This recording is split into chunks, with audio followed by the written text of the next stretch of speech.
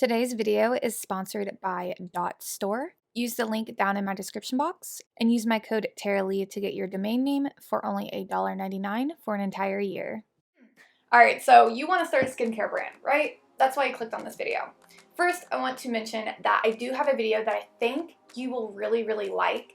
It's a video on how to establish an LLC, which is really important when starting a skincare business because I'll explain in that video. So I'll link that video down below. Watch it, it'll help you out with establishing your business. So I'm going to go through and just talk about how I started my business and things that I recommend doing that I've learned from starting my own business. So these aren't going to be things that I did in this order, but it's what I recommend doing in this order. Does that make sense? But of course, everybody's different. Everybody's company is different. So you do what you think is best. This is just some advice from me who has been in business for 3 years now? I think that's about right. Either way, let's get into it. How to start your own skincare brand. So first, figure out what you want to sell. Skincare is a really broad term. There's so many different products in the skincare realm. So narrow it down to one to maybe 3 things at first. So you could do body scrubs and body butters and body lotions. Just keep it narrowed down at first because it's easier to sort of focus in on just a select few things rather than spreading yourself too thin with a bunch of different products. That was a mistake I made at the beginning. You really just wanted to, narrow in on a few items to start, and then you can always branch out later. Next thing, master your recipes. So let's just say you want to sell body scrubs and body butters. Master those. Try a bunch of different body scrub recipes. Try a bunch of body butter recipes. Master them. Get them to where you love them because anybody can make a body butter. It's pretty darn easy, but you want a good body butter. You want your customers to come and want your body butter instead of all the other body butters on the market. So make them different. I know it's so tempting to just copy another recipe you see online, which I don't recommend doing because you want your brand to be different and unique. There's so many different skincare brands out there, so you need to stand out with making yours better than the others and different than the others. Let others try your products and get their opinion. So I don't know, maybe your mom, give your mom a couple different body butters. See what she thinks about each of them. Give a few to your best friend. If you have a coworker you're not really that close to, let them try it out because especially since you're not that close to them, you'll get a good opinion, a real opinion. Or if you have a friend, when I first started, I had a friend who was just blunt. She was straight up about everything. So I always let her try anything that I came out that was new and get her opinion because I knew she'd be honest with me. So if you know anybody like that, let them try your products, get their opinion. You want other people's opinion, not just yours.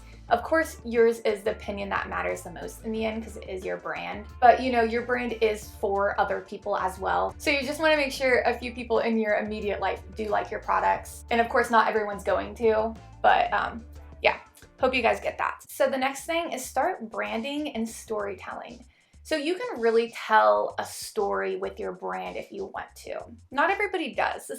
It's not really necessary to succeed, but I do think it really helps nowadays. There's so much saturation out there in the beauty industry because so many people have their own businesses nowadays. So it's really important to make your brand stand out and be different from other people. Is there a theme you want to go for with your business? Do that. Okay, so lip glosses, those are really popular right now. I've seen a brand do boba inspired lip balm or lip glosses, and I think they did lip balms too actually. They're boba inspired and Japanese snack inspired. That's a good storytelling. So if there's something you really like, tell that story with your brand. It may be a little niche, the whole Japanese snack boba, that's a little niche, but there's a big market for that. And this world is a big world. So even though you're sort of honing in on a niche with your brand, that's okay because those customers will find you and they'll want to support you because it's really hard to find brands like that are specific niches. And when you do find those brands, you love those brands. I personally really like anime, and I found a company who makes anime inspired candles. I never really bought candles, but now I'm obsessed with candles because they're anime inspired. So literally putting like a story or a theme into your brand can really make a difference with your marketing, and it can really help increase your sales and increase the loyalty of your customers. But make sure it's something that you like and you're passionate about. Don't just pick something because you think it's trendy, because trends die. So once you have your theme, and kind of like from the beginning when you decide to start your business, you really want to start thinking about a business name. Really, when you pick out this theme or the story for your brand, this is really when you want to really think about your business's name. And I do have a video all about how to choose a business name. I'll link that down below if you guys want to watch it. But yeah, a business name can make or break your business. So this is when you want to start thinking about it. And once you have your business name picked out, buy the domain, because you want to get it before anybody else grabs it. And that leads me to today's sponsor. So let's talk about today's sponsor, .store. .store is a domain extension. So instead of your website being like TaraLee.com, it would be TaraLee.Store. So it's really cool because it tells your customers exactly what your website is, a store. And 70% of domain availability checks actually fail. So there's a high chance you're not even going to be able to get the domain name you want. But if you check out .store, you will most likely be able to get the domain name you want because it's not oversaturated like .com and .net is. So I do have a code for you guys, TaraLee. Make sure you click the link down in my description box. I'll also put the link in the top pinned comment. Use my code TaraLee and you'll get your domain name for only $1.99 for an entire year. That is like $27 off. So use my code, and thank you so much .store for sponsoring this video, and let's get into the rest of the video. So the next thing you want to do, which honestly you can start doing this at any time, but you know, I gotta put these in order somehow. Start saving money or get a loan. Depends on what you want to do.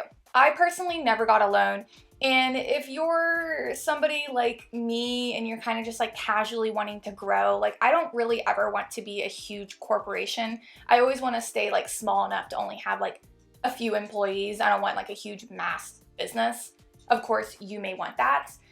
So if you want to get a loan, you totally can, or you can start saving up money. So what I personally did was just save my money. I made sure I had really inexpensive living expenses. So my cost of living was super, super cheap. So I was able to save up a lot of my money and put a lot of my money towards my business. I put more money towards my business than I did to my living expenses every month. This is kind of, you know, this could be a whole topic of its own because money, you know, is different to each person. Like you might have kids, you might not be able to save up as much money as I was able to. So this is really where you got to come in and like do your own thing here. I can't really walk you through this step, but I do have a video all about how I started my business. If you guys want to watch it, I sort of just talk about like how I was able to get to a point where my living expenses were really cheap, and I was able to grow my business because my living expenses were so cheap. So I'll link that video down below if you guys want to watch it. So moving on, don't quit your day job. So on the topic of money, if you're just, you know, using your own saved up money to start a business and you're sort of just like growing slowly, don't quit your day job yet. You want to keep doing your day job. I know it's really, really hard. It's really stressful at first when you start a business because you have to work probably more than 40 hours a week, most likely. Especially since you're still working your normal day job, you're gonna be working a lot, which really sucks, but that's just how it is when you start a business. Now, if you got a loan, you know, make your own financial decisions. You could be able to quit your day job. I still wouldn't recommend it. Just my own personal opinion, keep your day job, work on your business when you have extra time, and you will just slowly grow. And eventually when you're comfortable enough, you can quit your day job and then put 100% into your business. And then you'll notice it'll rapidly you'll notice it'll rapidly grow from there pretty quickly.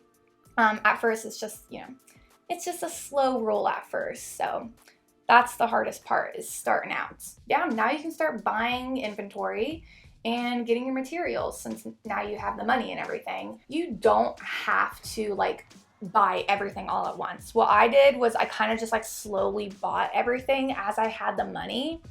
But make sure you keep in mind like expiration dates. So you don't want to buy a lot of your raw materials that will go bad like 6 months in advance. But you can buy your packaging 6 months in advance. You can buy your packaging for shipping out orders 6 months in advance. You can buy like certain things, like a nice printer. You can get that like a year ago. So just slowly buy your things, you know, if you're not getting a big loan. And yeah, get your inventory and stuff. So I'm assuming you're selling skincare products or something in that realm, like lip glosses and stuff like that. I highly don't recommend buying your stuff on Amazon. I see a lot of people, specifically on TikTok, they buy a lot of their packaging on Amazon, and just like, some stuff is good to buy on Amazon, but most of the time you can find it cheaper on other websites. Google's your best friend. You can literally Google like 9x7x3 shipping boxes and you can find them. Just Google it. If you're looking for lip gloss tubes, Google it. Compare prices everywhere. You want to make sure you're getting the cheapest price out there. Now, I could tell you lists and lists of where to buy inventory, but that's not really what this video is about. I have other videos over that topic, like where I buy my ingredients to make skincare products. So check out that video if you want. Obviously, you might already have places where you like to buy things since you're already making skincare products, most likely. But I really just advise going around and looking at other suppliers and comparing the prices to make sure you're getting the cheapest price you can. But make sure you don't give up quality. So make sure they're still just as good a quality, which most things are. But, you know, make sure you're not buying everything on Amazon. I just see that so much and it really bothers me because like people will buy like a gallon of like almond oil on Amazon, but you can get it way cheaper on soaperschoice.com. Just keep that in mind. So next thing you want to do is get packaging. So by packaging, I mean like the bottles and containers you actually are putting your products in. What kind of packaging do you want to use? So this is where you decide that. And this is kind of goes in with like your theme of your brand. Like if your theme is more like dark and like, I don't know, maybe you're going for like a goth, edgy kind of style. Maybe you want like black lids or black jars. Like you want a theme. Are you catching my drift? Does that make sense? So make sure you're not just like willy-nilly buying like the cheapest things. I made that mistake when I first started out. I bought a whole bunch of plastic Boston round bottles, I believe is what they're called.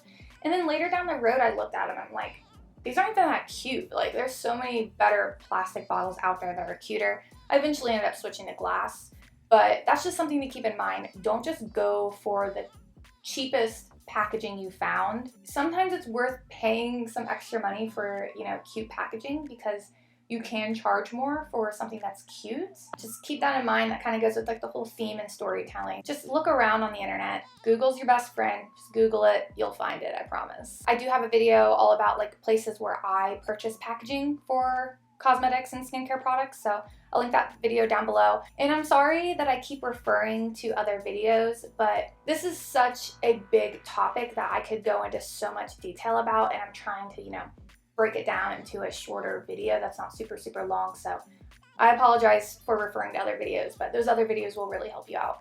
Next is buying your materials for shipping. So like your shipping boxes, poly mailers, maybe like stickers. This goes with like theming. If you want to add in like a cute little sticker that kind of goes with like your business theme, add in like a little thank you sticker, add in thank you cards, your business cards, whatever it may be. I personally don't really like thank you cards. That's just my own personal opinion. I know when I get thank you cards from businesses, the first time it might go up on the fridge if it's cute, and then after that it just goes in recycling. So it's kind of, to me, it's not the most eco-friendly thing. And it's just not really that necessary, I don't think. Like maybe if it's a first time buyer, you can include a thank you card, that's fine. But if they continue to repurchase, don't throw in a thank you card. It's just kind of a waste. Business cards are fine because, you know, your customer can give that business card out to maybe other people who like it. But even then, you don't have to include a business card for every single order. If they've already purchased from you, you can leave that out if you want. This is just my own personal opinion. I'm going to refer to another video. I do have a video all about like packaging and shipping stuff, and I talk all about like cheaper methods of shipping and like priority shipping. So if you do want more information on like shipping orders, I'll link to some of those videos down below. I'll link to a video that like explains how I pack up my orders so you can get some inspiration. There's lots of videos on YouTube on how people pack orders. So watch people's videos on how they package orders. You'll get lots and lots of ideas, but just remember that everything you buy adds up for your business. everything you buy, you know, that's less profits. So don't be buying things that aren't necessary. That's why I mentioned the thank you cards. Those can be pretty expensive. Not everybody needs one. Of course, first starting out, that might be something you want to implement because it sort of just gives you more of like a professional vibe starting out. That's fine if you want to do that starting out, but just keep in mind everything adds up. And then my next topic I kind of already discussed, but learn how to ship orders. And again, I have videos, tons of videos on shipping orders. So go watch those videos. I'll link them down below. It's really important to understand how to ship orders out and how to compare prices to make sure you're, you know, getting the cheapest method of shipping possible. And you can easily like learn all this from Google and watching YouTube videos or my YouTube videos like I mentioned. You got to do like a lot of research, and I apologize for not going into detail about each and every one of these things, but it will make the video way too long if I do that. I'm using this video just to kind of like direct you guys in the right way. Now, you want to start pricing out your products. So you know what you're going to sell, you have the packaging, you have your materials, like you have the cost of everything, right? You know how much everything costs.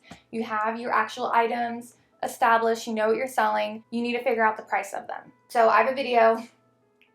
I'm referring you to more videos. I'm so sorry. Like, I know people hate when YouTubers do this, but I'm sorry. I have a video all about how to price your products, and it's to where you're going to get a profit. So many small businesses do not price their products to where they're going to get a profit because they feel guilty about charging too much, and they're comparing their prices to other small businesses, so they feel like they need to charge less. And also they feel like they're competing with other small businesses, so they charge less. Just because something's cheaper doesn't mean someone's going to buy that cheaper alternative. Does that make sense? Like, if I see two things that are like the same thing and they're different prices, like one's like $2 and one's like $10, sometimes I'll go with the $10 one because I think it's better quality. That's not everybody, but price isn't something you should feel guilty about because you should be paying yourself for all the hard work you do. It's hard to last being a small business, and that's why many of them fail, because they're not charging enough. So you want to make sure you're charging enough to where you'll make a profit. And I'm very passionate about selling in wholesale, because selling in wholesale is really where I make a good chunk of my profit every single month. So you want to make sure you are able to sell in wholesale. Not everything can be sold in wholesale. Like, I feel like knitted goods aren't something that can be sold in wholesale. Maybe you can, but that just seems like something that's not really able to be sold in wholesale. Paintings, that's not something that can be sold in wholesale, but skincare products are, and that's what we're talking about. So watch that video. I'll explain to you guys exactly how to price them to where you'll make a profit. I guess you should probably do this next part before you price out your products because it needs to go into the cost of the product. But you want to make or buy your labels for your skincare products.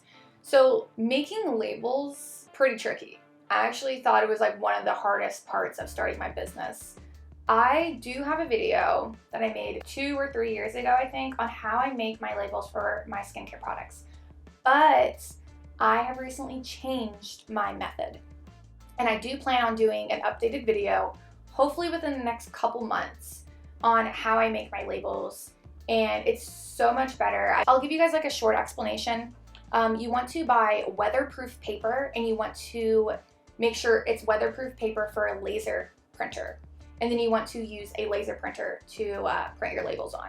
In short, that's how I recommend doing it, because then they're waterproof and the ink won't smear, because I see a lot of people buy weatherproof paper and then they print on it using an inkjet printer, but an inkjet printer will smear, so you need a laser printer. I'll have a video that goes into way more detail on that eventually. You can watch my older video if you want, but I don't really recommend that method anymore. And also, when it comes to labeling cosmetics, skincare products, there is guidelines that have to be followed by the FDA.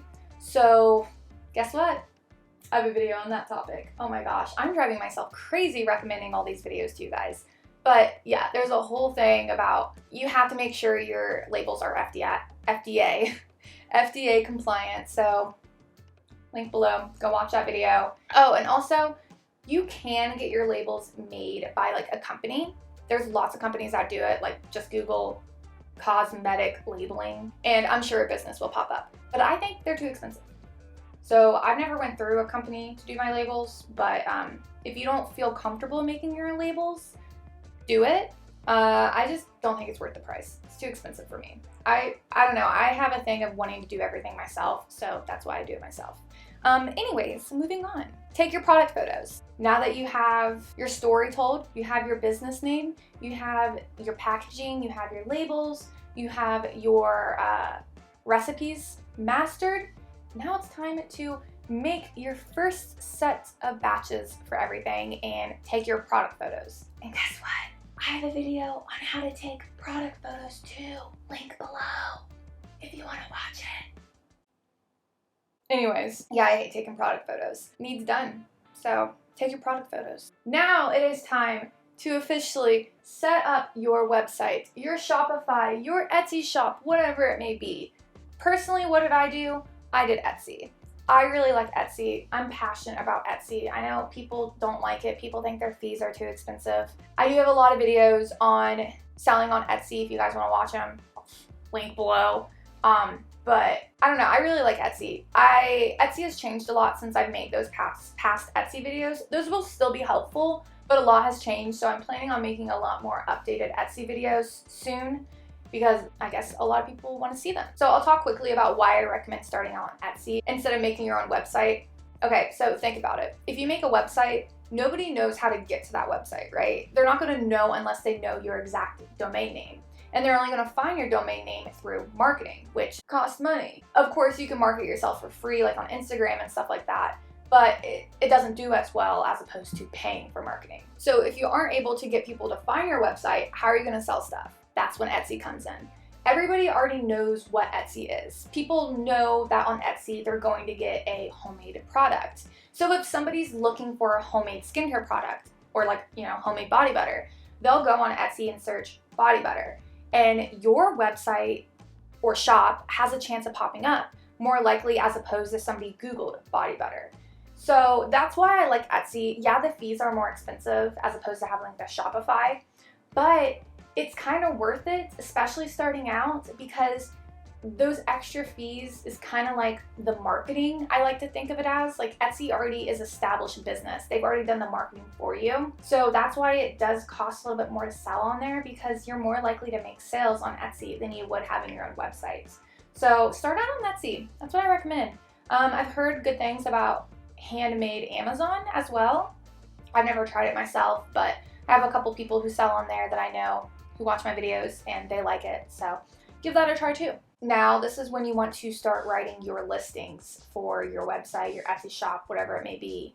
A good listing description will sell your product. I could talk a lot about how to make like a good listing on Etsy and how to write a good description and stuff, but essentially like the most important part is to remember you're selling the product in the description. This is somebody who has never like physically seen your product, never smelled it, touched it. Describe it. All they can see is it visually. Of course, you can visually explain it in the description, like this is a blue jelly face mask. When you open it up, it has a fresh scent of green apple. When you dip your hands in it, it'll be a cooling, jelly, refreshing texture. So you sort of just want to describe the product as best as you can, maybe like give an explanation of each of the ingredients and like the purpose and the benefits of those ingredients. The thing I hate most is like a description that is like just 3 lines, super short. No, I want to know everything about the product you can possibly tell me. Tell me everything. Also, include ingredients in your descriptions. Tons of people have allergies. We need to know what's in the products. If I see a description and it doesn't have ingredients in it, I am far less likely to buy your product unless I really, really, really want it because it just looks nice. I might message you and ask you for the ingredients, but most likely I'm just gonna click away and not buy it. I think it's really weird when people don't say what their ingredients are. Like, what are you trying to hide? We need to know what the ingredients are. We're gonna find out when you sell it to us and we have it in our hands, so tell us in the description. And then after that, you need to market yourself, get on social media, do what you can. TikTok is huge now. Great place to market your business. Instagram's great too. Now they have that whole new shop feature, so get your products up on there. Use Pinterest. I know people have really good luck with Pinterest. I've never been a big Pinterester, but use that. Start a YouTube channel.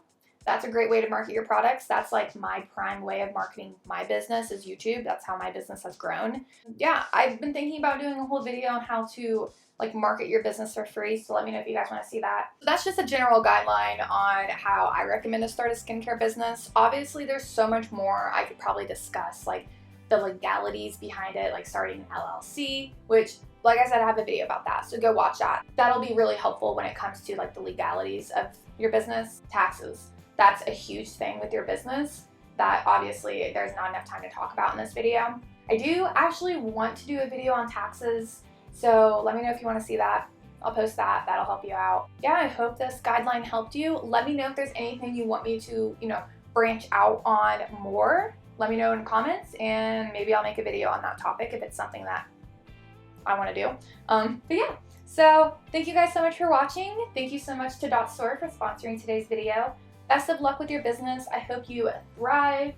My channel is all about making skincare products, selling skincare products. So if you're new here, subscribe, hit the notification bell. I think you guys will love it here. It's just a fun community of making skincare products, selling skincare products, and we like to encourage one another to do our best. And we like to share our tips and tricks and things we learn along the way, because this stuff is hard to learn and we just want to help each other out. So hope you guys enjoyed.